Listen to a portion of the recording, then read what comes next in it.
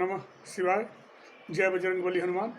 तो बाबा गोपालपुरिया आप लोगों की सेवा में फिर से एक नई अलौकिक कहानी लेकर प्रस्तुत हुए हैं। ये जो कहानी है ना, वो है एक सन्यासी और ब्रह्म प्रेत की। उस ब्रह्म प्रेत से इस सन्यासी की मुलाकात हिमालय में हुई थी। तो जैसा कि आपने पिछली 3 कहानियों में देखा कि खमेसा पंडित जी अपने साथियों के साथ एक यति का पीछा करते हुए हिमालय की एक चोटी पे काफ़ी ऊपर चले गए थे और बाद में वो रास्ता भटक गए थे। फिर ब्रह्म राक्षस से मिलने के बाद वे एक गुफा में, उसने एक गुफा का रास्ता बताया। फिर ये लोग एक गुफा में प्रवेश किए। फिर वो अलौकिक गुफा, वो रहस्यमय गुफा, जहाँ हजारों वर्षों से तपस्या में लीन, समाधि में लीन कई सारे ऋषि मुनि महात्मा तप में लीन थे। फिर वहाँ एक सन्यासी, एक महात्मा की मदद से ये लोग फिर से, मतलब कि जहाँ से चले थे वहाँ पहुँच गए थे। तो अब ये जो नई कहानी है, ये कहानी है सन्यासी एवं ब्रह्म प्रेत की। तो इसका पहला भाग मैं प्रस्तुत कर रहा हूँ और ये ना पिछली कहानियों से ही संबंधित है। उसमें जो ब्रह्म प्रेत मिला था वो कौन था, कैसे बना था ब्रह्म प्रेत, कहाँ का था, ये सारी जानकारी आपको इस कहानी में दी जाएगी। तो ध्यान से सुनिए। ओम नमः शिवाय के साथ मैं ये कथा, ये वृत्तांत शुरू करता हूँ। ये जो कहानी है वो हिमालय में एक साक्षात ब्रह्म प्रेत से मिलने की कहानी है, एक सन्यासी की। तो अब एक घमई ताने बाने में बुरी कहानी बाबा गोपालपुरिया आप लोगों को सुना रहे हैं। तो प्रेम से श्रवण कीजिए इस अलौकिक दिव्यमय घटना की।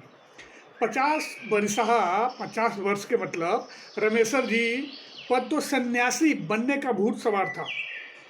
गले में कई कई कंठीमाला धारण करने के साथ ही वे भगवा वस्त्र धारण करके भगवान का नाम जपते थे और तीर्थ स्थलों का भ्रमण किया करते थे। उन्हें अपने आप को महात्मा कहलाना बहुत ही पसंद था। खैर, जो भी हो, थे तो मतलब कि व्यक्ति ही, एक सांसारिक व्यक्ति ही, एक गृहस्थ ही। इसके लिए उनका जो मन था ना, वो अशांत रहता था, पर फिर भी वो पूरी कोशिश करते थे कि अच्छे से अच्छा काम किया जाए, किसी को दुख न पहुंचाया जाए। और धीरे धीरे करके वे अपने परिवार से दूर होते गए और पूजा पाठ में रमते चले गए।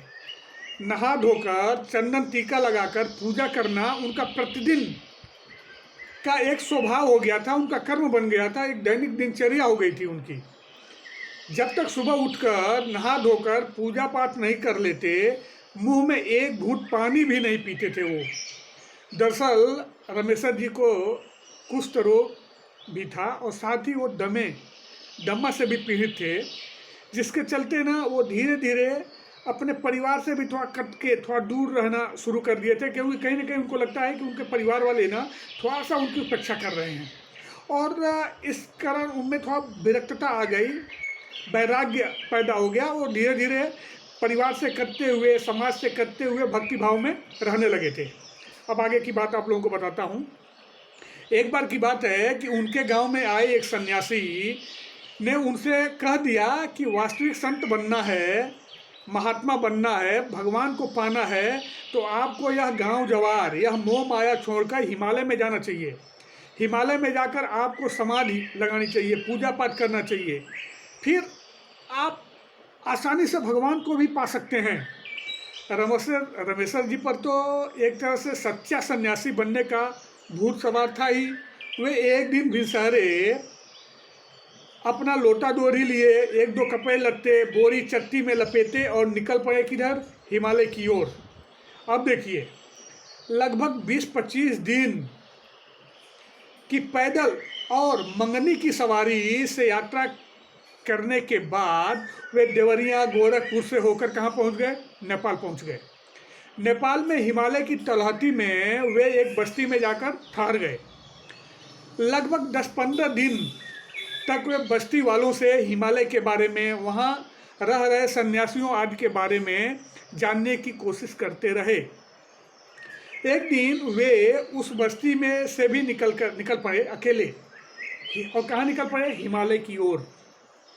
न उनको खाने की लालसा थी और न कुछ पीने की, बस तेजी से हिमालय की एक श्रृंखला यानी चोटी की ओर बहे चले जा रहे थे। लगभग 10-12 घंटे लगातार चलने के बाद वे एक छोटे से पेड़ की छांव में बैठ गए। कहाँ? चोटी पे, मतलब हिमालय की एक चोटी पर। पेड़ के नीचे बैठकर वो सोचने लगे कि अब और ऊपर नहीं जाऊंगा और यहीं कहीं किसी कंदरा में, किसी गुफा में अपनी समाधि लगाऊंगा। यही सब सोचते हुए रमेशर जी अपना गमछा वहीं बिछाकर थोड़ा सोचे कि आराम कर लेता हूँ। अब गमछे पे बैठने के बाद रमेशर जी क्या सोचे कि थोड़ा यहीं आराम कर लेता हूँ, थोड़ा लेट जाता हूँ। और जब ही वो लेटने ही जा रहे थे तब तक उनको एक विस्मय भरी आवाज़ सुनाई दी। अरे यह क्या?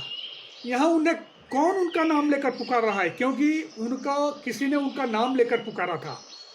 अभी रमेशर जी कुछ समझ पाते उससे पहले ही वहाँ एक गौर वर्ण का 26-27 वर्ष का युवक प्रकट हुआ।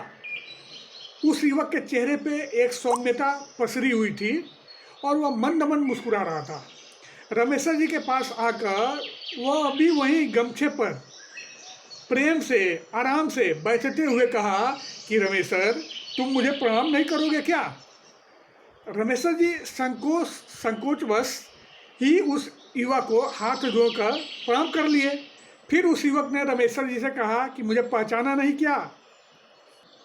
अब रमेशर जी विस्मय भरी दृष्टि से एक तो उस महानुभाव उस युवा को देख रहे थे और उसके बाद ये प्रश्न जब उस युवा ने पूछा तो इन्होंने नाम में सिर हिला दिया और अभी कुछ बोलने ही जा रहे थे तब तक वह युवा खुद ही बोल पड़ा। अरे मैं मनेसर हूँ, मनेसर, तुम्हारे बाबा का फुफियाउत भाई। मतलब वो उनके बाबा जो थे ना, उनके दादाजी रमेशर जी के, उनके फुफियाउत यानी फूफा के लड़के थे। अब देखिए, अरे उस युवा के मुंह से यह बात सुनकर तो रमेशर जी की जो आंखें थी ना वो फटी की फटी रह गई। उन्होंने सोचा कि उनके बाबा को ही मरे लगभग 50-55 साल हो गए, तो अब तक मनेसर बाबा जिंदा कैसे रह सकते हैं, और वे भी एकदम युवा। कहीं कुछ तो गड़बड़ है। फिर अब चूँकि क्या बात थी ना कि रमेशर जी के, लेकिन एक बात सही थी कि रमेशर जी के जो फुफियाउत भाई थे ना, रमेशर जी के दादाजी के, उनका सच में नाम मनेसर ही था। और ऐसा कहा जाता है, उनको ये कहानी मालूम थी कि लगभग जब वो 40-45 वर्ष की अवस्था में हरिद्वार कुंभ में आए थे तो फिर कभी वहाँ हरिद्वार से कुंभ से वो घर वापस नहीं गए थे। तो लोगों को लगा था कि वो कहीं और चले गए या सन्यासी हो गए या मतलब कि कहीं खो गए, ठीक है ना। तो अब तो रमेशर जी के दिलो दिमाग में बहुत सारी बातें चलने लगी थी, क्योंकि रमेशर जी जब 10-12 साल के थे तब वे मनेसर बाबा यानी इस युवा से मिले थे और फिर उसके बाद कभी मिले भी नहीं। तो मान्यवरों, अब अगले वीडियो में हम यह देखेंगे सुनेंगे कि वह युवा यानी मनेसर बाबा वो हिमालय में कैसे पहुंच गए थे, मतलब कुंभ से गए थे या कैसे पहुंच गए थे। और वो तो उनको तो मतलब कि भगवान को प्यारा हो जाना चाहिए था ना, इतने उम्र में भी वो एक युवा जैसा क्यों दिख रहे थे। ये कहानी हम लेकर सन्यासी और ब्रह्मप्रेत के ये दूसरे भाग में प्रस्तुत होंगे। तब तक के लिए नमस्कार है।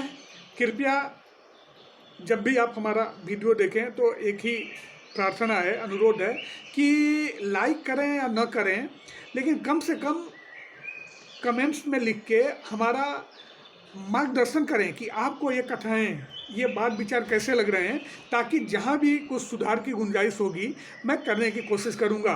तो नमस्कार, ओम नमः शिवाय। फिर मिलते हैं अगले वीडियो में।